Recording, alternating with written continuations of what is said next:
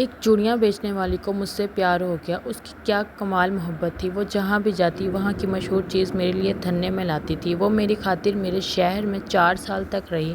روزانہ میری منتیں کرتی اور روتی رہتی تھی۔ کہتی ہوتی تھی کہ میرے نال شادی کر لے۔ میرے لگاتار انکار پر وہ واپس اپنے آبائی گاؤں جنگ چلی گئی۔ کچھ عرصے بعد میں اپنے دوستوں کے ساتھ باہو سلطان کے مزار پر گیا۔ میں ادھر مزار کے باہر کھڑا تھا کہ پیچھے سے کسی نے میرا بازو پکڑا۔ دیکھا تو وہی چوڑیاں بیچنے والی تھی۔ خوشی کے مارے وہ کہنے لگی کہ عاقب میری دعا رنگ لے آئی، تیرا دیدار ہو گیا، ساری عید ہو گئی۔ میں جب بھی دربار پر آتی تھی عاقب تجھے مانگتی تھی، اب تیرے لیے بیٹھی ہوں، شادی نہیں کی۔ پھر اس کی آنکھوں میں آنسو آ گئے۔ کہنے لگی بھیک مانگنا، چوڑیاں بیچنا میرا قصور تو نہیں ہے نا، یہ تو میری قسمت کا، میرے نصیب کا قصور ہے، تو سزا مجھے کیوں مل رہی ہے؟ وہ سب کے سامنے میرے گلے لگ کے رونے لگی۔ کہنے لگی کہ ایک دفعہ میرے ساتھ میرے گھر چلو۔ میرے پاؤں پکڑ لیے۔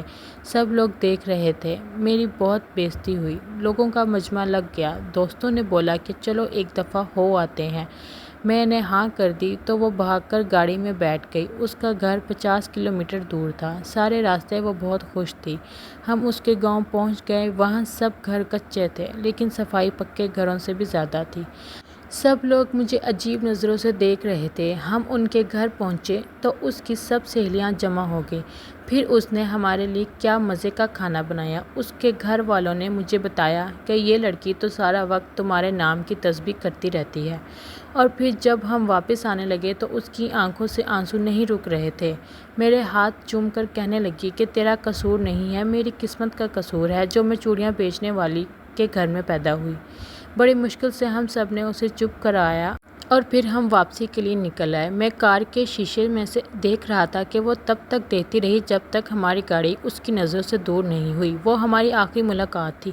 پھر ایک دن میرا اس سے ملنے کا دل کیا تو میں اس کے گاؤں چلا گیا۔ اس کے گھر والوں نے بتایا کہ تمہارے جانے کے بعد وہ بہت بیمار رہنے لگی تھی، کھانا پینا ہنسنا سب چھوڑ گئی تھی اور ایک دن اس کی موت ہو گئی۔ مجھے اس سے محبت تو نہیں تھی پر میں آج بھی اسے روز یاد کرتا ہوں اور ہر سال عید کے دن اس کی قبر پر جاتا ہوں۔ کاش میں یہ یقین کر لیتا کہ آج کے دور میں بھی سچی محبت ہوتی ہے۔